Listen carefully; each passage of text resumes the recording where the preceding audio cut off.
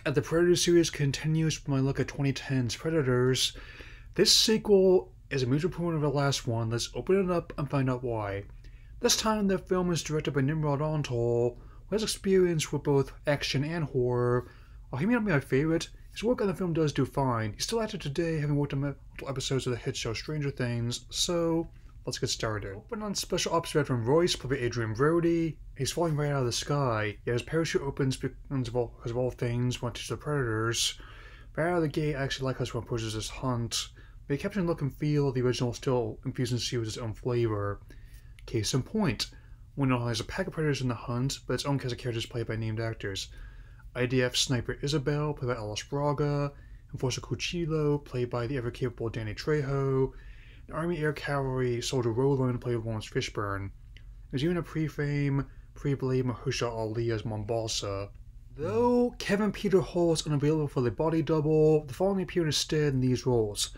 The classic is played by Derek Mears, Kerry Jones plays the Tracker, and Brian Steele plays the Berserker and the Falconer. Compared to the previous film, the different types and Easter eggs to Alien fit better. Let's make apologies for the second film in the EVP movies. This is a bit more action in this film. It's also balanced out with more of the tense and slower atmosphere of the first film. Other supporting players include Stans, played by Walton Goggins, Edwin, played by Topher Grace, and Nikolai, played by ex-UFC fighter Oleg Aktarov. Once down as Hanzo Yakuza and Forza, played by Louise Ozawa Chang-Chien.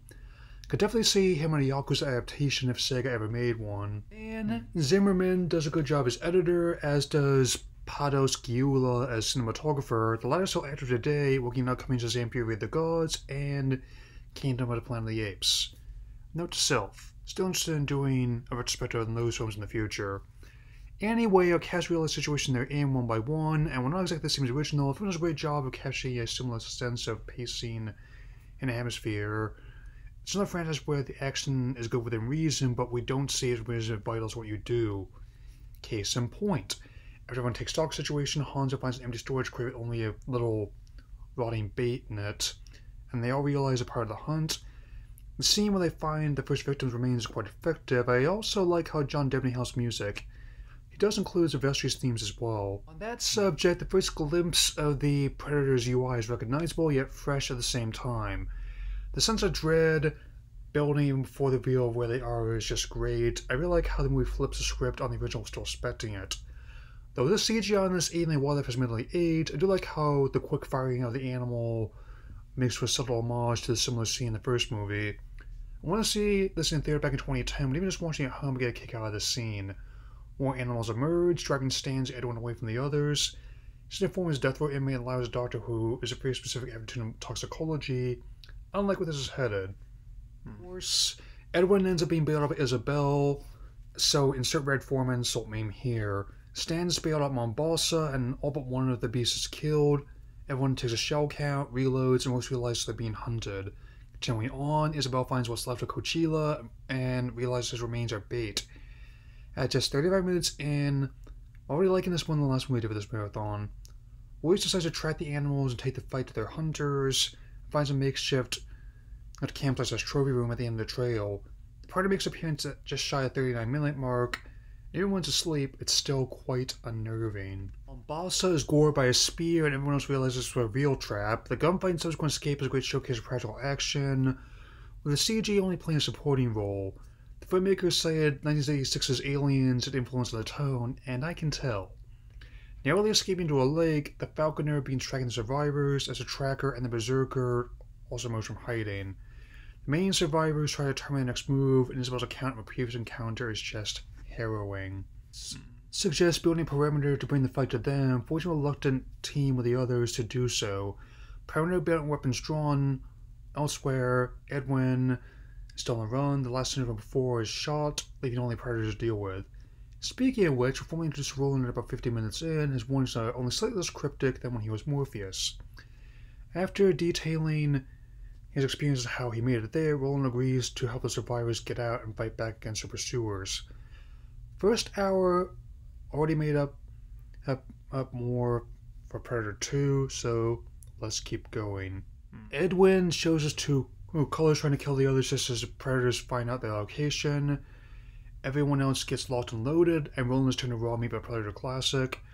The denouement is arguably the best finale since the first film, not exactly the same as Dutch's original Predator, but has the same spirit. Nikolai sacrifices himself to take out the tracker, forcing everyone else remaining predators outside. Stan's taken out with the Berserker, so Theos can get away. He ends up getting his spine ripped out like Sub-Zero does with people in Mortal Kombat. We'll see that in the sequel. Half an hour left.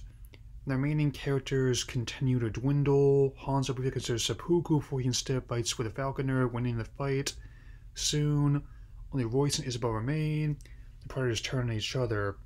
Discover the next target is Earth, and they might have a way out. The sequence setting a trap for remaining predators is a severely understated finale in the series, with the tracker being blown up and Royce facing down the classic Predator in Bruce the original's finale. Whereas Dutch covered his hate signature by cooling himself down, Royce overloads the thermal viruses by setting everything on fire. The last Predator ends up bifurcated by Royce's trap. The closing on shot pulling out from Royce and Isabel, walking away from the hunt to go back home. The film is easily one of the more underrated installments in the franchise, preserving the look and feel of the original while still providing its own take on the premise. With $52 million domestically and $127 million worldwide on its $40 million budget, making for a modest success. Had it not been for the film opening behind Despicable Me, Eclipse, and at the same time as the 2010 World Cup, it could have been an even bigger hit. Nevertheless, I still enjoyed it, and at least did well enough to justify another sequel, and we'll cover that next time. My final rating is 3.5 stars out of 4. My multi-part look at the Predator series concludes next time with 2018's The Predator, which will definitely be an unconventional start to my Christmas celebrations. Season's greetings.